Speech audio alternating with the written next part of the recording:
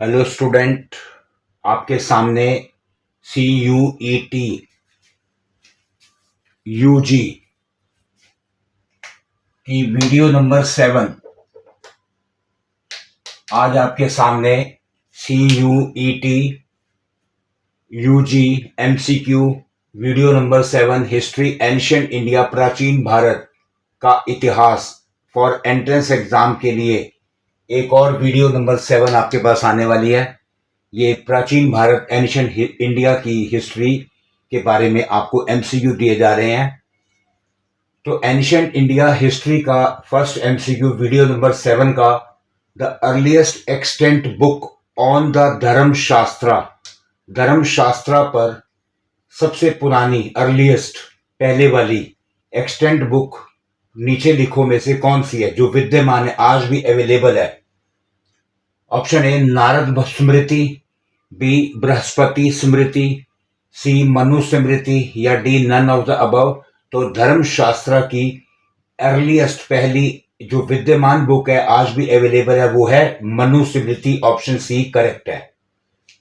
Question second, who were the first to adopt the title which conveyed king's divinity.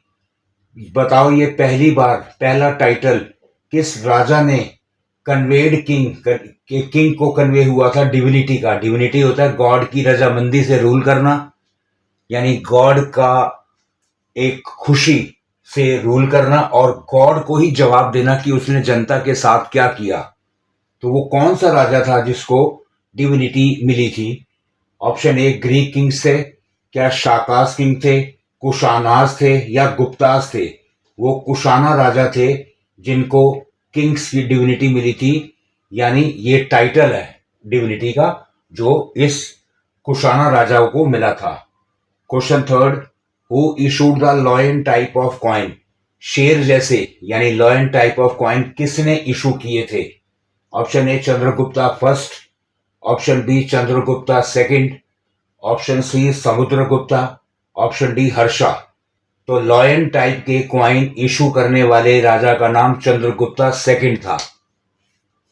Samudragupta adopted the policy of, बताओ नीचे लिखो में से समुद्रगुप्ता ने कौन सी पॉलिसी अडॉप्ट की थी। Option A Digvijay, option B Dharma Vijay, option C both A and B, option D neither A nor B. तो समुद्रगुप्ता ने जो पॉलिसी अडॉप्ट की थी वो थी दिग्विजय। दिग्विजय का मतलब होता है जो सब पर जीत हासिल कर ले, जो सब पर विजय प्राप्त कर ले। तो दिग्विजय करेक्ट आंसर है। Question fifth, who perform the Ashvamedha sacrifice. Ashvamedha यज्ञ होता है फॉर पुष्यमित्रा शुंगा। शुंग डायनेस्टी का पुष्यमित्रा राजा था, उसके लिए अश्वमेधा सेक्रीफाइस किसने परफॉर्म की थी। Option A Panini, B Patanjali, C Bardayan और डी विश्वामित्रा। तो पुष्यमित्रा शुंगा के लिए अश्वमेधा सेक्रीफाइस पतंजलि ने परफॉर्म की थी। Question six, who open the great silk route to the Indian के लिए ग्रेट सिल्क रूट किसने खोला था। Option A Kanishka, B Ashoka, C Harsha या डी फायन। तो इंडियन के लिए सिल्क रूट को खोजने वाला राजा था Kanishka. 7, what is the meaning of Chinese word Yue chi. Yue ची का चाइनीज वर्ड है, इसका मीनिंग क्या है।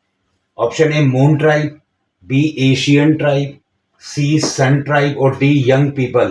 तो चाइनीज वर्ड ये ची का मीनिंग है मून ट्राइब, यानी वो जाति जो चंद्रमा से संबंध रखती है। क्वेश्चन 8, नेम द किंग, उस राजा का नाम बताओ who control silk route of central Asia, जिसने सेंट्रल एशिया के सिल्क रूट को कंट्रोल किया था। उस राजा का नाम बताओ। Option A Harsha, B Kanishka, C Ashoka या डी मेनेंडर। तो सिल्क रूट को कंट्रोल करने वाला राजा जिसने सेंट्रल एशिया के रूट को कंट्रोल किया था वो था कनिष्का। अब question 9, name the most important town.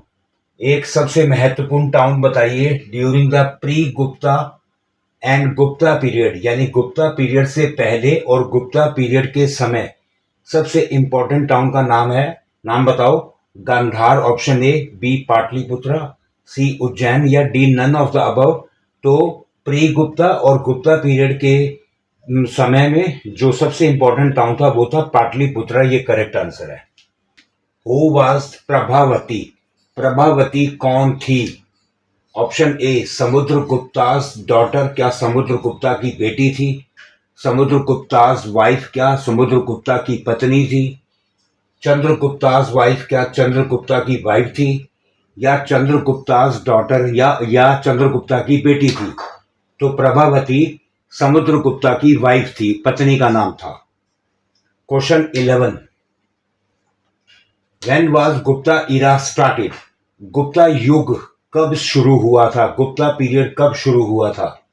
Option A, 319 से 20 एडी, 315 से 16 एडी, 319 से 20 बीसी या 335 से 36 AD.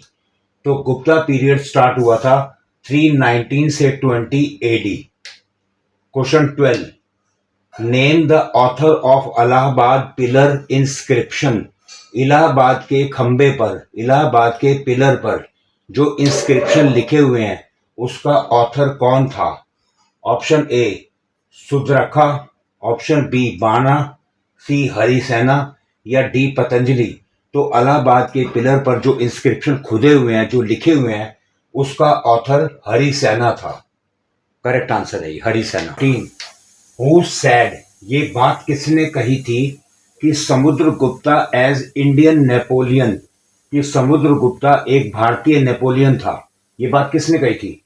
Option A, R C Majumdar ने, बी विंसेंट स्मिथ ने, सी मैक्स मूलर ने या डी एच सी रे चौधरी ने।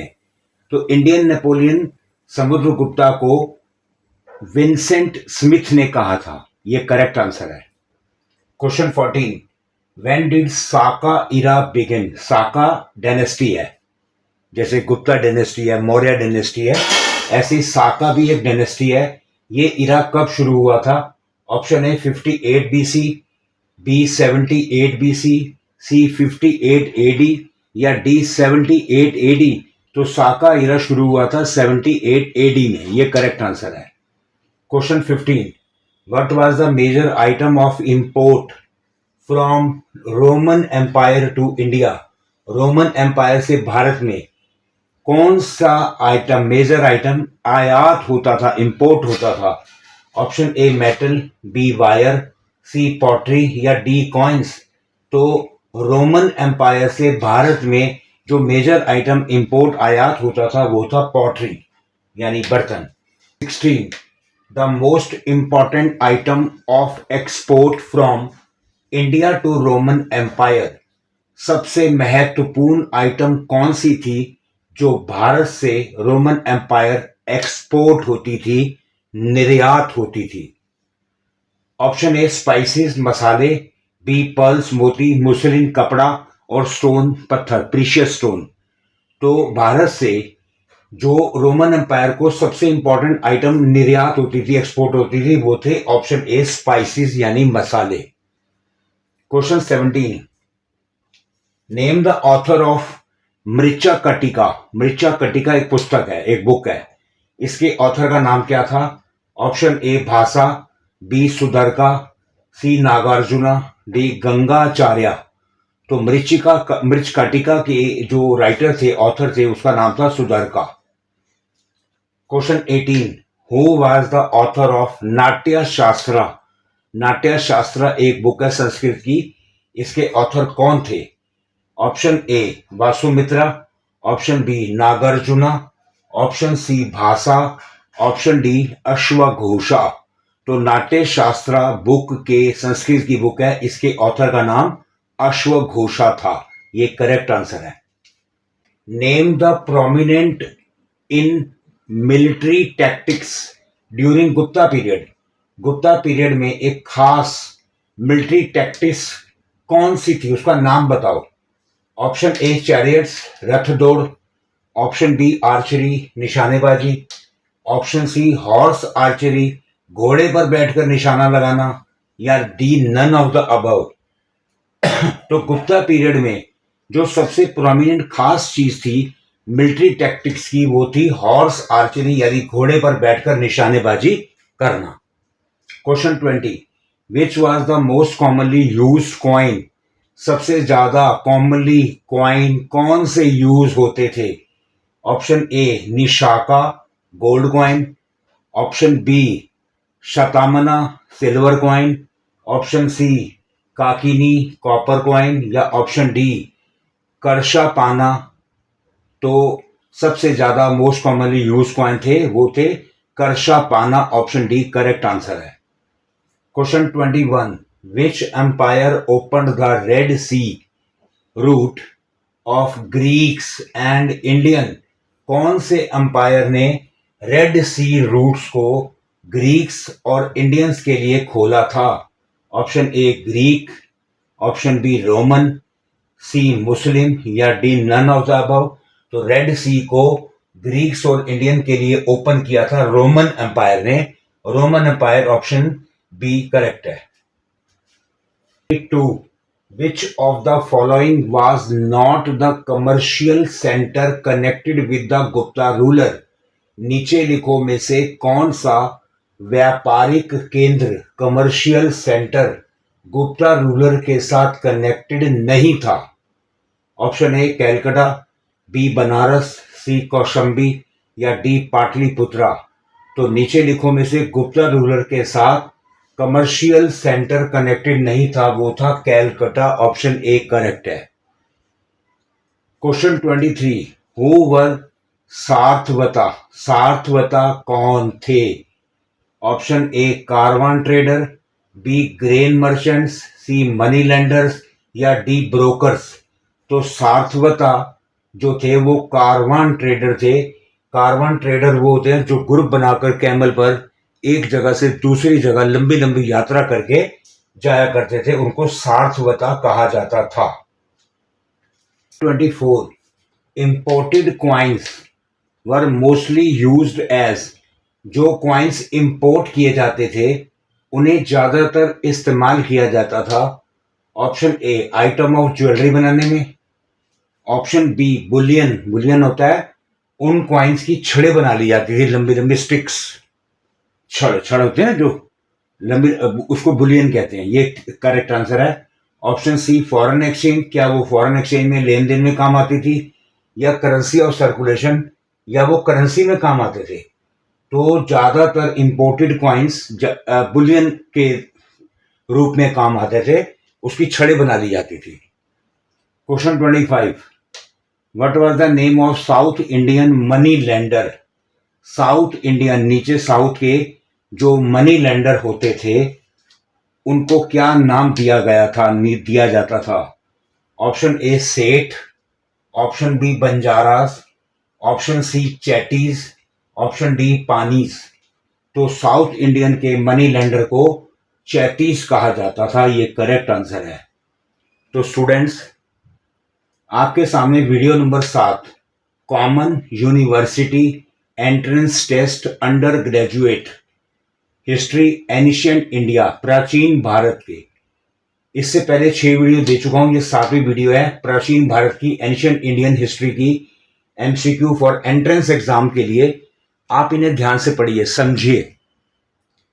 इसमें एंशिएंट भारत की पूरी पिक्चर, पूरी तस्वीर आपके सामने है, आप इन्हें ध्यान से पढ़िए। ये केवल ना स्टूडेंट्स के लिए बल्कि आम पब्लिक के लिए भी बहुत ही फायदेमंद, बहुत ही इंपॉर्टेंट है। इतिहास की पुरानी परतें आपके सामने इन वीडियो से खुल जाएगी, तो आप ध्यान से इन्हें सुनिए, देखिए, समझिए। तो आप हमारी बाकी वीडियोस और शॉर्ट्स देखते रहिए। Thank you so much.